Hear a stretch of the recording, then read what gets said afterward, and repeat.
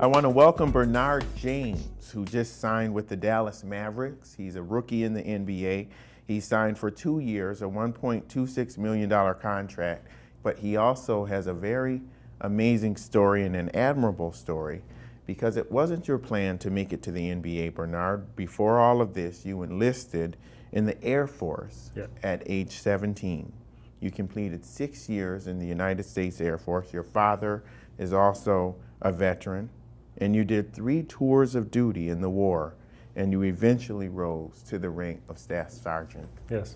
First of all, I want to shake your hand for that, and just really get into your story, because you enlisted in the American military during a time of war, which means you knew when you enlisted that there was a strong likelihood that you would be going to war. What led to that decision, and were you afraid? I mean, the beginning of everything was just, being in Savannah, Georgia. There's not a lot of positive male influences for young black men or young black kids. So, it was just like the situation I was in. There were a lot of bad influences around. A lot of things that I wanted to avoid, and a lot of roads that I saw. Friends of my older brothers going down. And I mean, that's kind of what I saw for myself. If I didn't separate myself from the town and just the culture there. So actually at that point I dropped out of high school, and going into, or at the end of my 10th grade year, I dropped out of high school and got my GED, and then I decided to join the Air Force. Within, over the course of me dropping out, and 3 months later, I was signed up.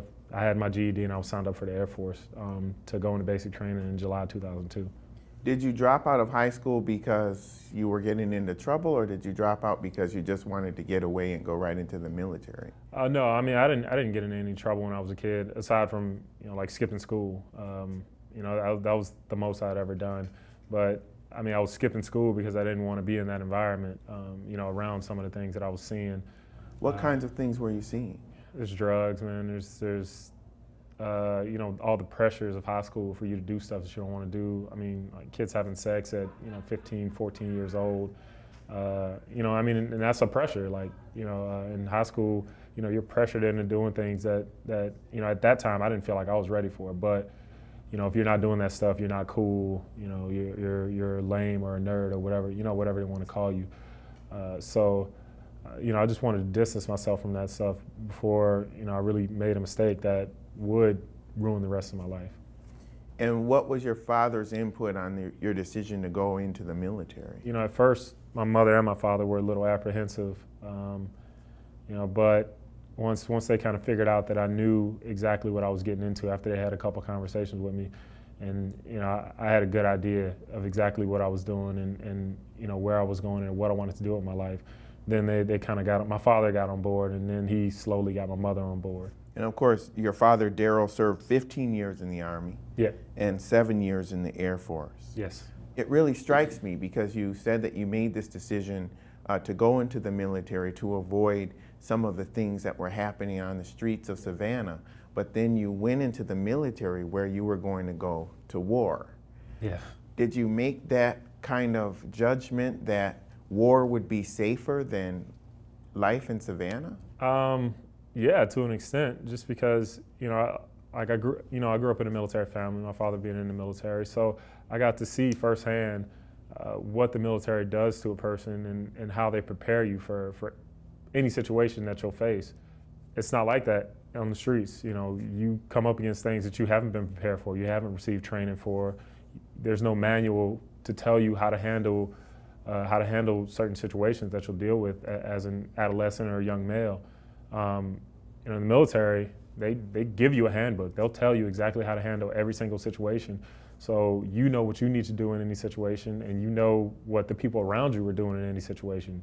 And I mean, when you know exactly what's going on, situations are a lot easier to handle and they're a lot less stressful. When you went into the military, you served, you did 3 tours of duty. There were people around you that you knew that were killed. You actually had at least one incident where you could tell me about that incident. So it was a mortar attack when I was at Camp Bucca, Iraq. It was in southern Iraq near the Kuwaiti border. We got mortared one day in September 2007, And I mean, the shell landed pretty close to me. You know, got knocked on my butt. My hearing was like all messed up for like a day and a half. 6 detainees got killed. Another 67 were injured.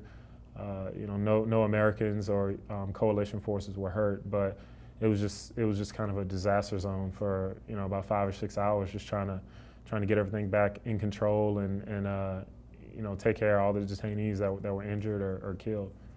And when you actually went through your tours of duty, you came back, it was your intention when you went in to go to college?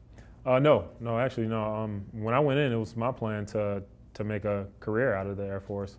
You know, I mean, I saw my father do it, and you know, I've seen all the benefits that the military provides for you even after you come out, and you know, I figured that was a good starting platform for the rest of my life. You know, I mean, I would have retired at age 37. You know, so I would have still had a lot more of a you know, professional life left. So, you know, I saw that as a springboard to, you know, I figured in 20 years I'd be able to figure out what I wanted to do and how to get there. So it was my plan to do 20 years. But, you know, basketball came along and provided the opportunity for me to, you know, receive a scholarship. And, you know, just kind of dropping out of high school, those memories had always stuck with me of, you know, I probably should have finished high school just so that I would have a diploma, you know. So college seemed to be that one chance to fix that one mistake that I felt like I made. But it's important to note that you say, well, basketball came along and provided this opportunity, but it's important to note that you didn't even play basketball in middle school or high school. No. And you actually went in it by playing on the intramural basis in the military, and you found out that you were good. I mean, the fact that I grew another 5 inches after I joined the Air Force, that helped a lot too. You know, when I went in, I was 6'5", and you know, by the time I was 21, I was 6'10". So, you know, that helped a lot with, you know, with becoming a better basketball player. But just my natural athleticism, speed, and jumping ability, and you know, my long arms, you know, it helped me be a good shot blocker and rebounder from day one. You know, before I developed any skill in the game at all. You know, so those things, you know, on top of my work ethic and just want to be the best of everyone, you know, I'm around, that helped propel me into you know, into a scholarship in the college and get my degree. Scholarship to Florida State.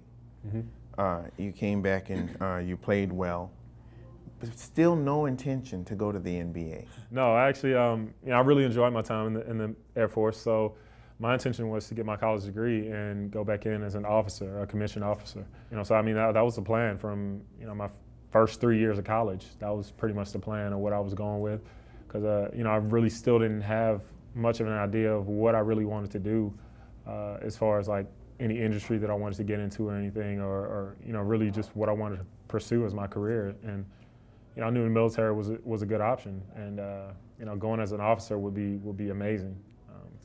You know, so that was the plan, and then you know, the summer of 2011, after our Sweet 16 run at Florida State, that's when everything kind of, my mindset kind of shifted to where, you know, I was like, you know, I can really make a run at this thing and you know, really make it to the NBA and do some damage.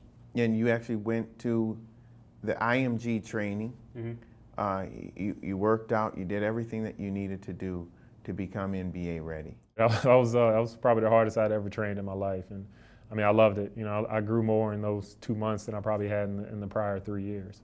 You're the oldest player selected in the draft. You're 27 years old? Mm-hmm. Yes. That makes you the oldest collegiate player selected in the past 20 years. 20 years, yeah. Do you see that as an advantage? Yeah, I see it as an advantage. You know, I haven't been playing basketball that long, so my body is still fresh. I don't have all the wear and tear that a lot of these guys have on them.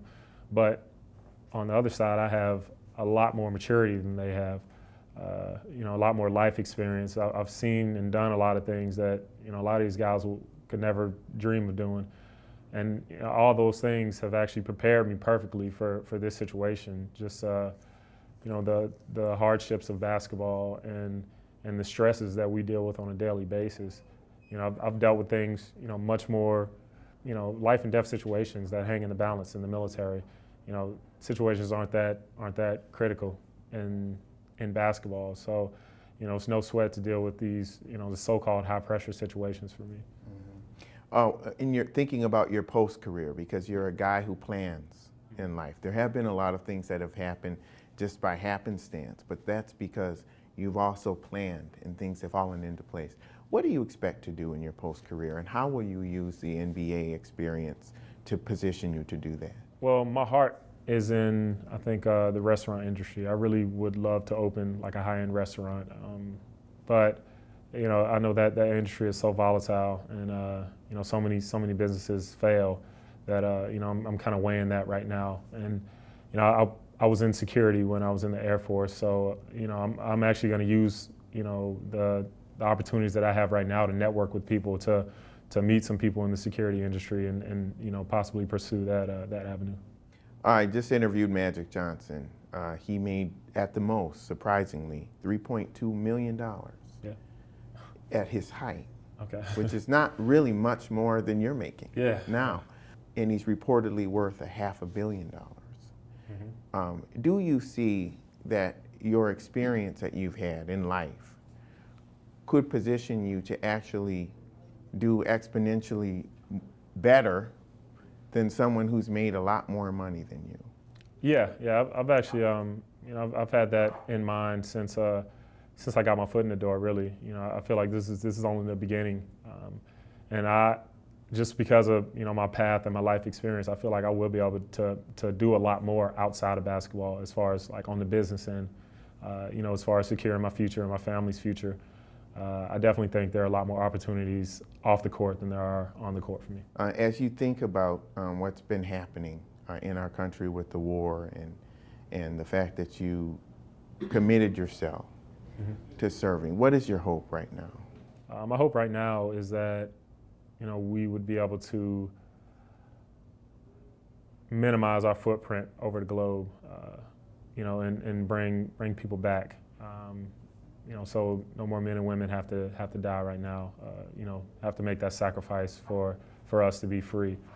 That's my hope. But things don't always work out perfectly. So, we may have to be over, somewhere in Europe or Asia, for a few more years and deploying people to keep us safe. Because that's what it's all about: maintaining our way of life and our freedoms. What is the most surprising thing that you learned at the NBA Rookie Transition Program? How many people, don't take full advantage of the opportunity that we have? I think that's just a product of them being young, not really having that life experience, so they don't take advantage of this once in a lifetime opportunity when we get it. But, I definitely will. All right. Well, we're going to be looking forward to you opening your restaurant or whatever it is that you decide to do. Come back. We'll check in about 2 or 3 years. Gotcha. And we'll talk about it. Thank you. Thank you so much. And with Bernard James, I'm Lee Hawkins for The Business of Celebrity. We'll see you next time.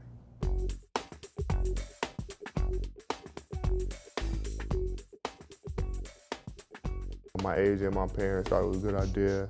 Trademarked it. My financial advisor got involved. Trademarked it. My first check, I don't know how much it'll be. I haven't even done the calculations yet, but I'm pretty sure it'll be a big number.